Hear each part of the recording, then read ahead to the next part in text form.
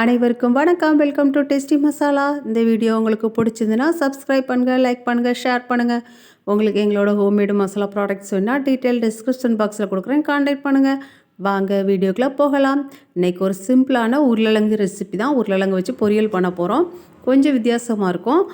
புதுசாக ட்ரை பண்ணுறவங்க செஞ்சு பாருங்கள்.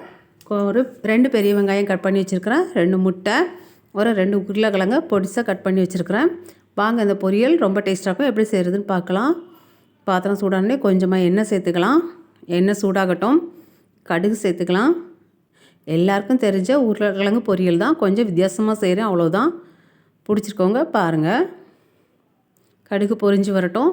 அது கூடவே கொஞ்சமாக கருவேப்பிலை, இப்போ நம்ம கட் பண்ணி வச்சுருக்கிற பெரிய வெங்காயம், ரொம்ப பொடிசாக கட் பண்ண வேண்டாம், கொஞ்சம் மீடியம் சைஸாக கட் பண்ணி போட்டுக்கலாம். வெங்காயம் ஒரு 2 பெரட்டிட்டு அது கூடவே நம்ம கட் பண்ணி வச்சுருக்கிற உருளைக்கிழங்கையும் சேர்த்துக்கலாம்.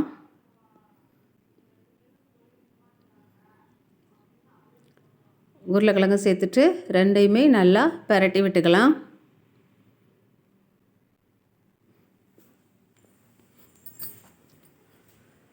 ரொம்ப குட்டி குட்டி பீசஸாகவும் வேண்டாம், ஒரு மீடியம் சைஸில் கட் பண்ணிக்கோங்க.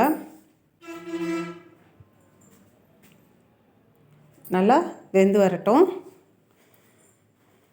இப்போ தேவையான அளவு கல்லுப்பு சேர்த்துருக்குறேன். உருளைக்கிழங்கு கொஞ்சம் கோல்டன் ப்ரௌன் ஆகிற வரைக்கும் நல்லா கிளறி கொடுத்துக்கோங்க.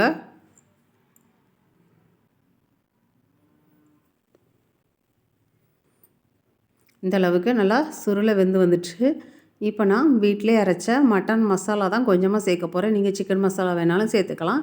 இது வீட்டிலே அரைச்ச மட்டன் மசாலா தூள். இதில் பட்டை, கிராம்பு, ஏலக்காய் எல்லாமே சேர்ந்துருக்கும். உங்களுக்கு இந்த மசாலா ப்ராடக்ட்ஸ் வேணால் கண்டிப்பாக கான்டாக்ட் பண்ணுங்கள். டேஸ்ட் சூப்பராக இருக்கும். இதில் 1 டேபிள் ஸ்பூன் அளவுக்கு சேர்த்துக்கிறேன். வேறு எந்த மசாலாவும் நான் சேர்க்குறதில்ல. அவ்வளோ வாசமாக இருக்கும்.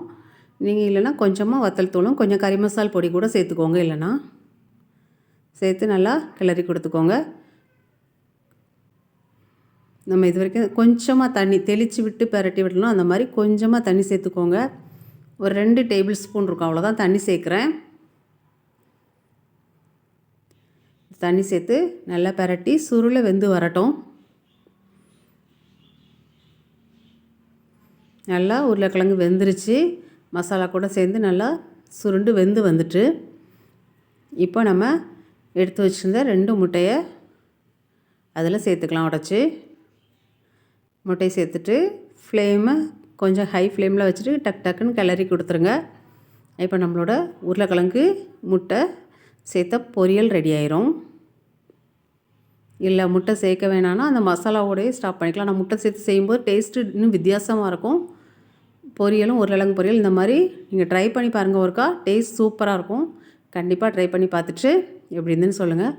நம்மளோட அட்டகாசமான உருளைக்கிழங்கு முட்டை மசால் ரெடி ஆகிட்டு,